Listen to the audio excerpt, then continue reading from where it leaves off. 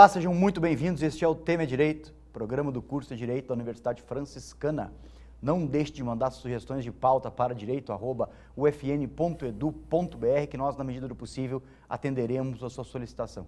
Esse programa está na sua 9ª temporada, tem o objetivo de levar até você a informação sobre o mundo jurídico, esse mundo extremamente complexo e contingente. Meu convidado de hoje, professor Márcio de Souza Bernardes, professor aqui do curso de Direito da UFN. Seja bem-vindo, meu amigo. Muito obrigado, professor. É sempre uma satisfação participar do programa, dialogar, construir conjuntamente o conhecimento jurídico. É verdade. Que desafio diário esse, né, professor? Sem dúvida, ainda mais nesse mundo em transformação. É um desafio diário. Não, e nesse mundo tão polarizado também, não só a nível Brasil, mas a nível global a gente está vendo isso, né? É uma característica essa interessante da civilização.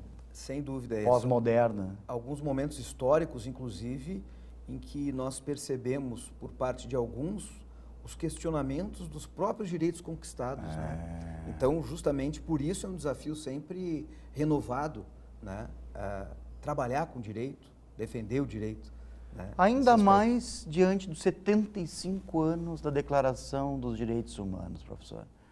O que o senhor tem a dizer sobre isso? Pois então, professor, agora no dia 10 de dezembro, né, um dia que se comemora internacionalmente o Dia dos Direitos Humanos, se comemora justamente porque foi no dia 10 de dezembro, em 1948, que a ONU apresenta ao mundo a Declaração Universal dos Direitos Humanos. Certo. E esse ano faz 75 anos. 75 anos de um documento que é de fundamental importância e eu acho que significou um divisor de águas no mundo jurídico, né? E quando eu falo no mundo jurídico global, todo o mundo ocidental, pelo menos, teve uma influência e um impacto direto do que a Declaração de Direitos Humanos, nos seus 30 artigos, traz. Né? Todas as constituições se modificaram depois. A própria teoria do direito, né, começa a acrescentar ao direito o elemento valorativo da dignidade da pessoa humana.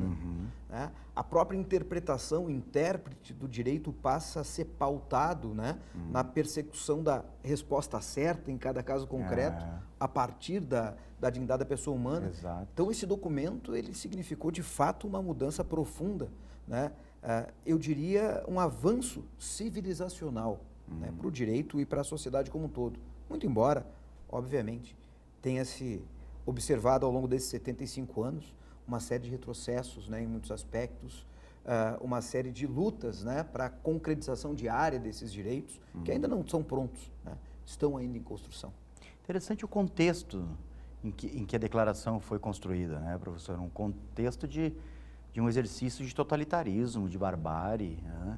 Sem dúvida. Na verdade, se nós analisarmos a trajetória humana, infelizmente, a gente verifica uma trajetória de barbárie, né? Se a gente analisar só a história da modernidade, vamos pegar ali do século XVI para cá, que nós tivemos os horrores da escravidão, dos povos escravizados e tudo mais.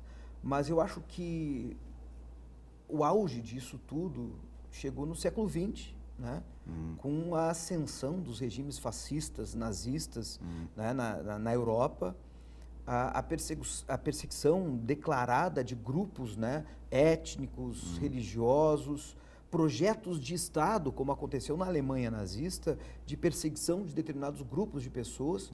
Então, isso chegou ao limite, né? Então, o contexto de criação da própria ONU e da Declaração de Direitos Humanos, me parece que foi um contexto de tentar frear a barbárie humana, né? Em certa medida, chegar num consenso mínimo de respeito ao outro, à diversidade, né?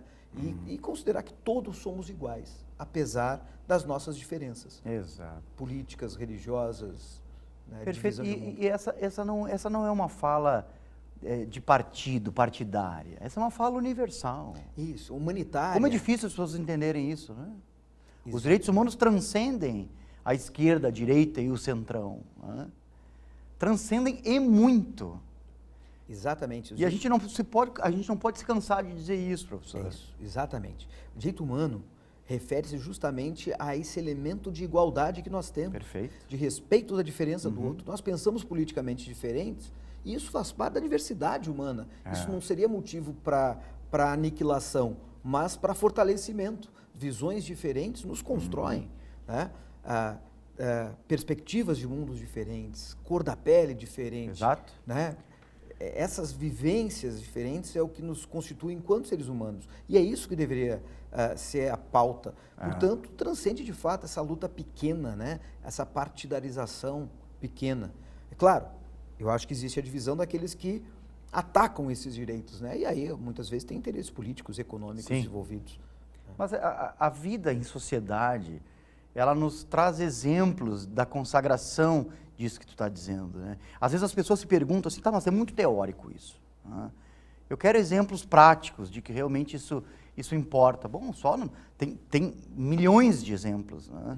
A mobilidade internacional, por exemplo, é um exemplo maravilhoso para você entender isso. Né? Sem dúvida. Por que existe esse processo de você não querer o outro dentro do seu país? E nós temos uma série de países que têm restrições seríssimas e outros com aberturas. Ainda mais hoje, professor, com as mudanças climáticas, e aí nós já falamos numa evolução desses direitos humanos, né? Quando falamos em direito ao meio ambiente ecologicamente equilibrado, mas as mudanças climáticas, elas têm ocasionado a inundação e possivelmente em pouco tempo o desaparecimento de muitos países-ilha. Então, muitos povos estão sendo obrigados a deixar suas regiões de origem para migrar em razão dos eventos climáticos, né? Ocorridos pela ação antrópica, pela ação humana. Né? E acolher essas pessoas é um ato de solidariedade. Lógico. E é disso que se trata, né? Solidariedade humana. E não interessa se a pessoa é de outra cor que você, é de outra religião. Isso faz parte da... Isso é um direito humano universal. Exatamente. O trânsito pelo globo. Por que dificuldade que as pessoas têm de entender isso, sabe? É que talvez a gente está dentro da academia aqui, a gente leu a respeito, né? Entende a importância, por isso que para nós talvez a coisa... Acho que Foucault é um pensador que esclarece muito isso, né? Quando ele trabalha a microfísica do poder, dizendo que o poder não está nas instituições só, mas esse poder que considera o outro como inimigo, né, ou um outro como menor, ele acaba, em certa medida, estando na sociedade, diluído em cada um, né? Esse lado, essa parcela má que nós temos. E que os direitos humanos nos alertam a conter, né? A tentar nos humanizar, melhorar. Então, acho que é interessante. Claro que, academicamente, o Foucault transita nesse meio, mas é tão simples mostrar para o homem comum, para o cidadão comum, a importância disso. Basta pensar no carinho que se tem pelo filho, né? Pela pessoa, por alguém da família, no cuidado que se tem, para entender a importância desses direitos. Há uma transversalidade, né? Há um corte que liga todas as ciências a partir dos direitos humanos, da sua importância. Veja que a gente pode ir para a saúde, a gente pode ir para as exatas, a gente pode ir... Se a gente for para a psicologia, então, com a questão do egoísmo... Isso já ia falar da psicologia. Nossa, aí a gente vai longe. É fundamental. Então não é um tema jurídico esse. É um tema humano. Exato. Isso, é um tema humano. Né? E por isso eu acho que todas as áreas do conhecimento deveriam transversalmente trabalhar com essa temática dos direitos humanos. Esse é um empenho, né? Ainda que tímido, né? Mas um esforço que nós estamos fazendo na Comissão de Direitos Humanos da OAB, né? A qual eu presido. Essa semana nós tivemos na segunda e ontem 2 atividades para marcar essa semana. Né? E a ideia é difundir isso, né? Fazer que as pessoas entendam. Nós lançamos uma cartilha de direitos humanos, né, pela OAB, e aqueles 30 artigos da declaração estão ali em linguagem popular, em linguagem comum. Não é uma linguagem rebuscada do juridiquês, né? Com o objetivo justamente de alcançar as pessoas nessa comunicação, aqueles que não estão na área jurídica e que entendam a importância e como isso está no dia a dia. Né? Lançamos essa cartilha na segunda-feira, tivemos uma palestra da professora Juliane Redim, da Federal, né, sobre mobilidade humana, direitos humanos. Ela é maravilhosa, né? Excelente. Ela realiza um trabalho que é pouco visto. e fundamental. Nossa, Fundamental. ela está liderando todo esse processo de mobilidade internacional que chega até a cidade de Santa Maria. Isso, através do Migraid, né? Ela tem um núcleo lá de recepção, de encaminhamento, de acolhimento. Isso. E ela nos trouxe essa experiência, falou conosco. Eu sou fã da OAB. Juliana, ela sabe disso. Eu também. Ah. E ela trouxe muitos esclarecimentos para os estudantes, que inclusive da UFN foram participar na OAB. E ontem nós tivemos também uma roda de conversa. Tivemos um promotor, um juiz, Que maravilha. defensores, advogados, conversando sobre os direitos humanos na prática das profissões Eu até vou jurídicas. pedir a gentileza para a gente fazer umas imagens aqui da cartilha. Aqui são adesivos também da OAB, que são maravilhosos, né? Mas vamos ver se a gente consegue dar uma enquadrada aqui, ó, na cartilha que foi elaborada. Realmente, assim, eu já dei uma olhadinha, ela está muito interessante, né? Olha aí, ó, direitos humanos na vida cotidiana para todos e todas. Então é bem isso que o professor Márcio acabou de dizer aqui, uma linguagem compreensível, né?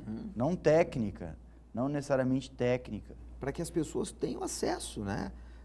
Para quebrar aquele muro que às vezes o direito constrói, né? Porque a Exato. linguagem, e aí entra, né, uma questão importante, a linguagem é poder, né?